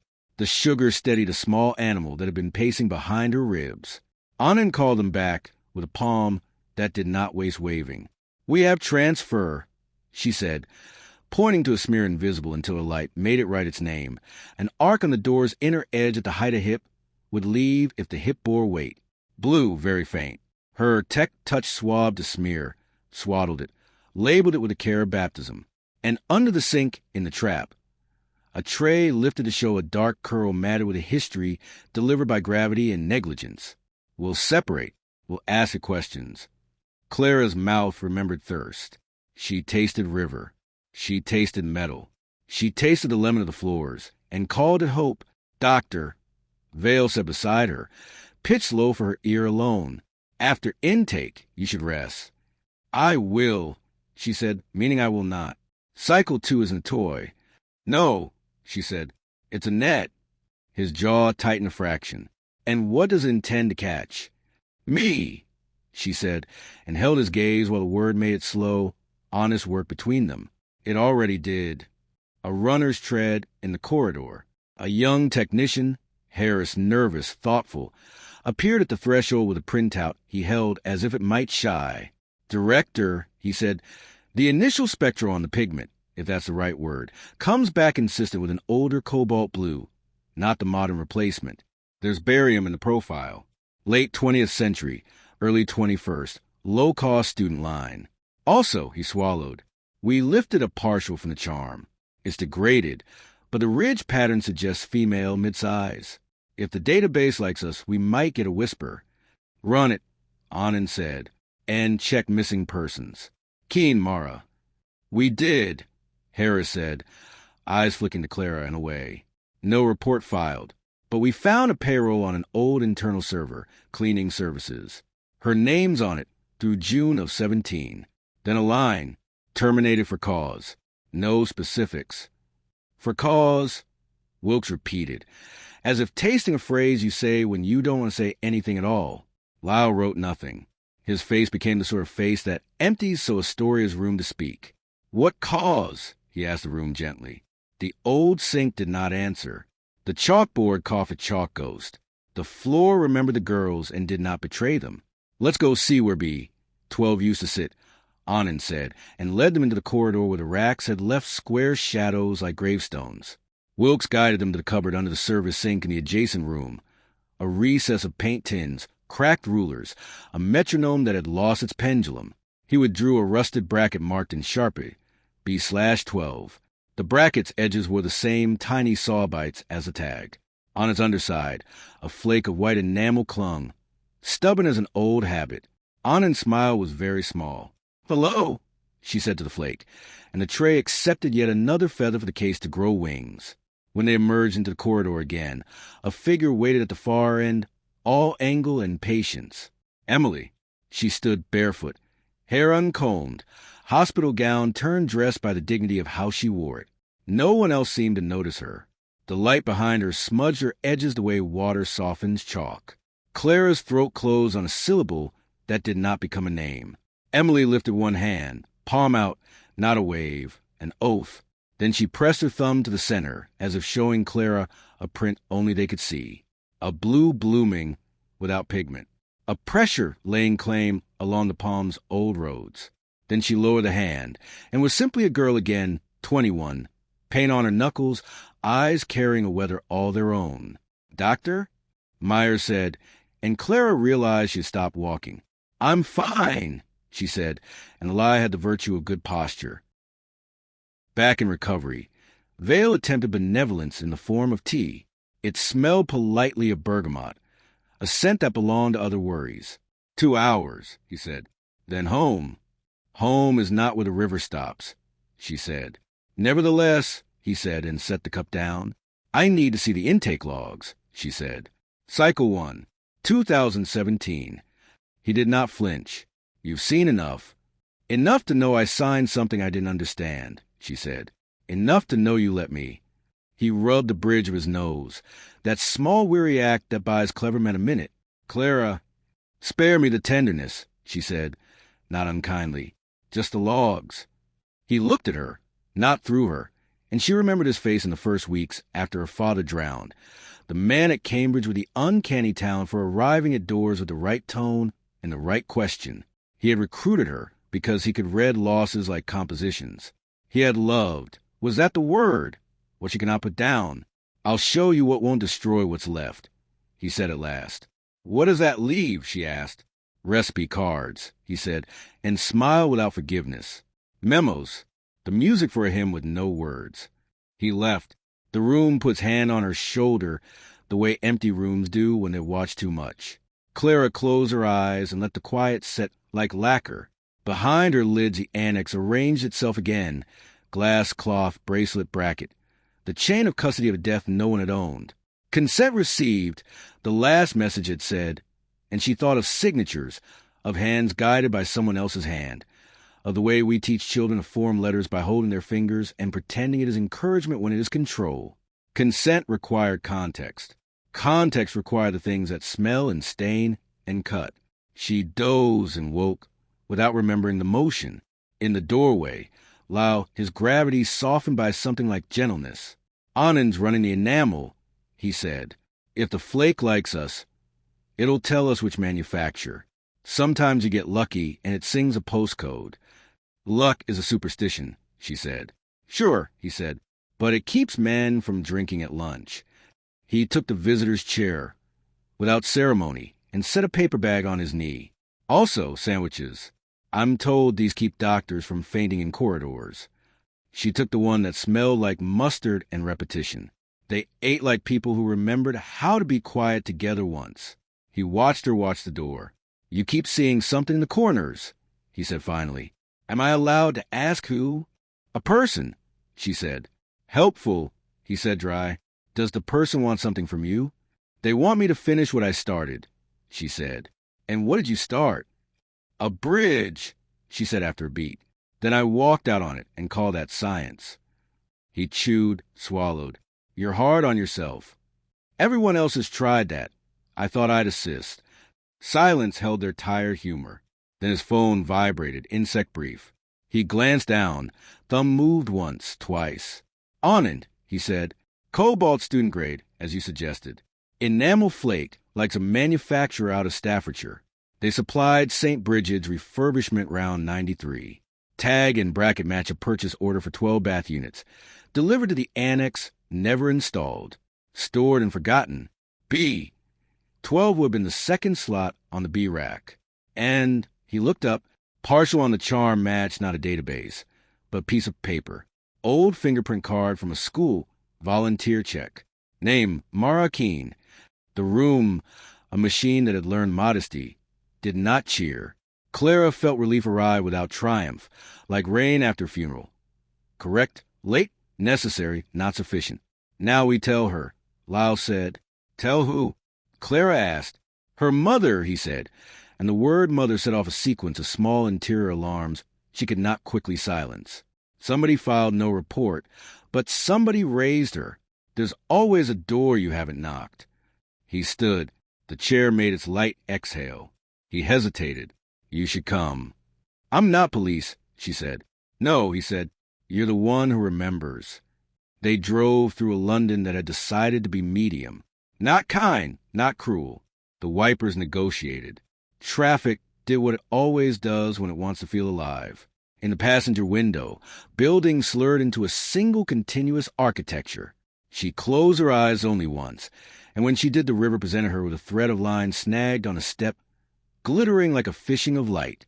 She opened them and found Lyle's profile untroubled, the man a machine tuned to keep other people from breaking. The Keene flat sat above a laundrette in a terrace that had learned to lean. The stair smelled of heat and detergent and onion softening.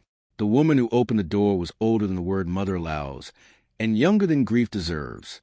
Her hands twisted the hem of a dish towel into a topology. Mrs. Keene? Lyle said, card already open, voice tuned half a note down. She saw the badge and did not step back. At last, she said, every syllable small and anchored. She looked at Clara with the incredulity reserved for miracles and impostors. And you brought her. Lyle blinked. Brought who, ma'am? The doctor, she said simply. The one from the picture. Someone showed you a picture, Clara heard herself say. Mrs. Keene's thumb found a seam at the dish towel's border and worried it. A man from the Institute came once, she said. Years ago. He brought a picture and said Mara had left a job, he meant. Said there were rules. Said sometimes girls decide to take other paths. He said it very carefully. Her mouth trembled and found steel. He asked if my Mara had written. I said no. He asked if she'd always been the sort to lose things. I said no. He left his number on a card that wasn't his number. What did the man look like? Lyle asked, and it caused him to keep his voice mild. Kind, she said, and the word curdled. And tired that way men are when they believe they are doing their best. Clara did not look at Lyle, because he would see the shape of veil on her face. May we come in? She asked. The flat held its brightness tidy on a budget, a bravery certain women perform without audience. On the mantel, a photograph of Mara younger by years, laughing with someone whose face the frame had cut just out. On a shelf, a violin case, scuffed, with a sticker half-peeled that read St. Bridget. The latch clicked when Mrs. Keene touched it, a sound intimate as exhaling. She did not open it. She played. Mrs. Keene said to the case, not to them. Not well enough to matter, she said, but enough to know how to make a room behave. Clara's hand moved toward the case without permission, stopped when her body remembered her place. Mrs. Keene, she said, we have reason to believe Mara. The sentence found a rock under the water. Was hurt at the Institute, in the old wing, in an art room. We're trying to bring her home. Home, Mrs. Keene repeated, and sat because standing had become an opinion she no longer held. Years I've made tea for ghosts. She set cups out as ritual demands, poured a thin gold, held hers without drinking. I went there, she said, eyes on the steam, after the man with the picture. I stood at the glass and saw my face be told to wait. The girl at the desk used pity on me. I didn't like the way it fit. What did you see? Lyle asked. Nothing, she said, which is how people hide things. You dress nothing up in glass and noise and call it important. Clara's throat tightened. The violin case made the room look at itself. She thought of Emily's thumb press in her palm. She thought of B12. She thought of the bracket's enamel flake under light. If we find her, Mrs. Keene said quietly, do I get to be angry then? I've been saving it. Yes, Lyle said, with a conviction that made the room lean toward him. Yes, ma'am. On the way back, the river showed him the color it chooses when it keeps its counsel. The light had cooled, and a wind from somewhere with fields in it tried to tidy London's hair. In recovery, Vale was waiting with a folder whose thickness meant bureaucracy had done what it could. Logs, he said. Redacted.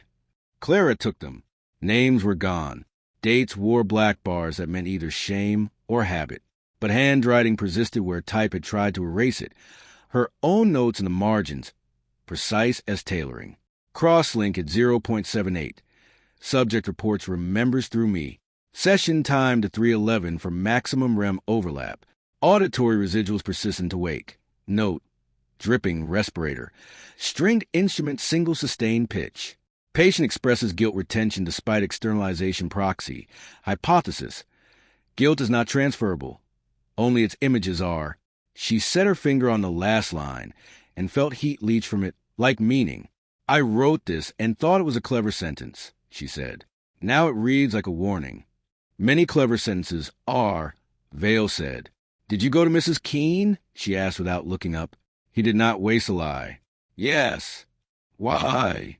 To take responsibility, he said. For what you had done, she said. For what I had failed to do, he corrected. And for a moment a man under the director stood not defended but unarmed. What did you tell her? She asked. The only thing that would let the Institute survive long enough to do any good, he said. That her daughter had moved on. That we wished her well. And you did, she said, savagery very quiet. Wish it. Yes, he said, and wore the fact like hair he had cut too close. On the monitor, the two blue lines idled, indifferent to moral fatigue. The room dimmed almost imperceptibly as the hour slid its thumb along the day's throat. Cycle 2 again, he asked. Soon, she said, but not to be your lantern. Then what? To be Mara's, she said. He nodded once. Agreement or surrender. In that room the difference was always delicate. In the corridor, Emily waited again, head tipped as if listening to a lesson through a wall. Her lips shaped a word Clara could hear without sound. Not please. Not hurry. A simpler imperative, given by friends and rivers. Remember. Clara pressed her own thumb to her palm, felt the print stir where no pigment lived. In her mouth, a taste like metal softened by rain. Downstairs, the annex would be learning a new language from its old things. Upstairs, the recovery room would breathe for those who struggled. Outside, The Thames rehearsed its one-syllable argument with stone. B12, she said under her breath, and the building, for once, answered with small, almost human exhale, as if a page had been turned to the next line it had been waiting years to say.